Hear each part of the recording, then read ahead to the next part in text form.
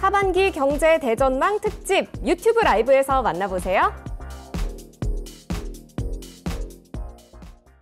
안녕하세요. 성남 수정구 신흥동의 두산 아파트 매도하고 싶은데요. 성남시 오피스텔 16평형 그리고 충북 음성군 금왕읍의 다세대 주택 보유 중입니다. 다주택자 세금 문제에 대해서 궁금합니다 하셨는데요. 아무래도 다주택 보유하고 계신 분들께서는 이런 세금 문제가 가장 큰 고민이지 않을까 싶어요. 좀 복잡하기도 하고요. 지금 주택을 성남 그리고 오피스텔 하나 그리고 마지막에 이제 충청도에 있는 다세대 주택까지 맞습니다. 3주택이죠. 3주택으로 간주하고 오피스텔은 매입의 어떤 연도에 따라서 이제 틀릴 수가 있는데 네. 일단 정확한 내용이 없기 때문에 3주택자로 간주하고 다주택자의 주택 매도 순서. 그게 순서에 따라 또 달라지는군요. 절세의 금액이 어마어마합니다. 어머, 이거 꼭 들으셔야 되겠어요. 어마어마합니다.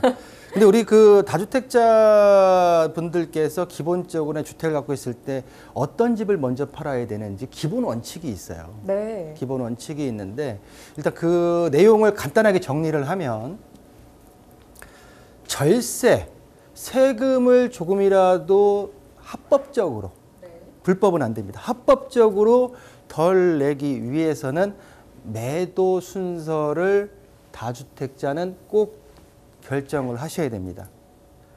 첫 번째로는 양도 차익, 취득가액 대비 양도가액의 차액이 가장 적은 집, 일반적으로 지방에 있는 주택부터, 꼭 지방의 주택이 꼭 저렴한 건 아니지만은 보통 일반적인 얘기를 했을 때 양도 차익이 적은 집부터 먼저 매도하는 게 절세를 위한 하나의 팁이고요. 그리고 양도 차익이 크고 보유 기간이 긴 집을 맨 마지막에 팔면서 마지막에 파는 매도하는 집은 장기 특별 당특공제와 1세대 1주택 비과세 혜택을 적용받는 요 내용이 기본적으로 우리 다주택자들이 머릿속에 넣고 매도 순서를 정해야 될 기본 원칙이다라고 하는 원칙적인 말씀을 좀 먼저 드리면서 자, 세부적으로 들어가겠습니다. 자, 양도세 겸 소득세입니다. 소득세 중에 양도세가 들어가는 소득이기 때문에 소득세에 대한 기본 세율표가 나와 있습니다.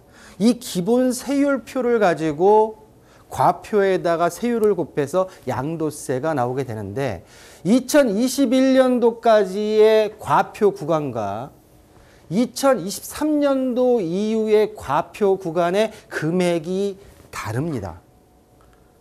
요거 꼭 체크하시고요. 좀 더 소득세, 양도세를 덜 낼 수 있는 구간에 어떤 적었을 때는, 과표가 적었을 때는 적게 낼 수 있는 과표의 금액별이 지금 변경이 됐기 때문에 우리 시청자분의 다주택자가 성남시 아파트를 매도했을 경우에 기본 세율의 과표 구간은 2023년도 이후 요 내용입니다. 요 내용에 어느 구간에 과표가 들어가냐에 따라서 세율이 정해지고요. 세율에서 누진공제를 뺀 금액에 의해서 양도세가 정해진다라고 말씀을 좀 드릴 수가 있겠고요. 그래서 먼저 양도세, 소득세 기본 세율표를 먼저 머릿속에 인지를 하셔야 된다라고 말씀을 좀 드리겠고요. 자, 다주택자입니다. 우리 시청자분께서 3주택으로 간주를 했고요. 제가 지금 다주택자는 1주택자가 아닌 2주택자부터 다주택자라고 하는데 2주택자와 3주택자의 표를 나눠서 보겠습니다. 2주택자 같은 경우에 양도주택에 있어서 조정대상 지역과 일반 지역, 비조정대상 지역으로 나누고요. 거기에 대한 세율표가 중괄된 내용이 지금 나와 있습니다. 자, 3주택으로 우리 시청자분께서 제가 간주를 했기 때문에 3주택 이상이고요. 우리 시청자분께서 가지고 있는 모든 주택의 세 지금 주택은 조정대상 지역이 아닌 일반 지역입니다.